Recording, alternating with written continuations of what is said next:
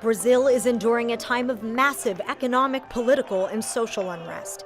Adding insult to the injury being suffered by many Brazilian citizens is the reported combined $26 billion the government has spent hosting both the 2014 FIFA World Cup and the 2016 Summer Olympics. Long after the conclusion of the Olympics, embers of the Games will shine brightly throughout Rio de Janeiro in the form of stadiums, parks, and housing built to host the international athletic community for these few weeks in August. Once the Games end, what will become of these multi-billion-dollar facilities? For Olympic host cities, the Games might be long gone, but the venues themselves live on, revealing unique tales of both heartbreak and humanity.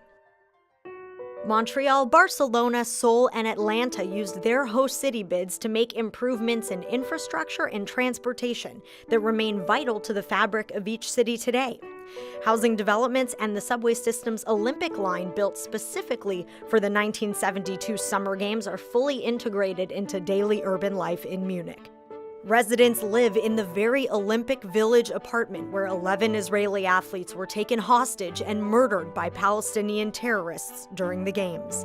A memorial plaque is displayed right on the street beneath the infamous balcony where a masked terrorist was photographed during the ordeal. Moscow is in the process of renovating its famous Luzhniki Stadium, which was built in 1956 and used for the controversial 1980 Summer Games.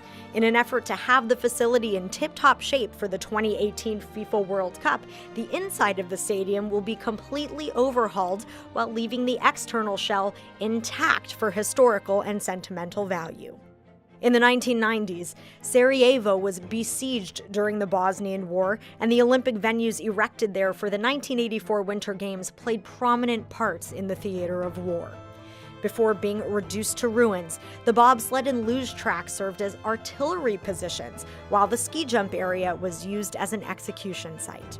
The wooden seats where spectators once sat watching ice dancers Torvill and Dean's Golden Bolero performance inside of Zetra Hall were used to fashion coffins for dead civilians during the war. The basement of the stadium was used as a morgue. Zetra Hall was eventually resurrected into a modern sports complex, and today a cemetery remains on the grounds. While some venues are still in use 10 years after the 2006 Winter Olympics in Torino, Italy, the abandoned Athletes' Village is now home to over 1,000 African migrants and refugees. They are living there as squatters in the decrepit and poorly constructed dormitories. The residents have created a kind of working city within the walls of the Athletes' Village, setting up office space, restaurants, stores, and a legal resource center. The $10 billion price tag for the 2004 Athens Games is widely thought to be a contributing factor to the current state of economic duress in Greece.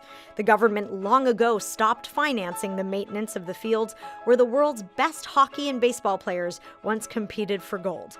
But because Greece is functioning as a purgatory for asylum seekers from Afghanistan, Iran, Syria, and other Middle Eastern nations, the government has ironically opened its stadium doors once again, this time out of necessity.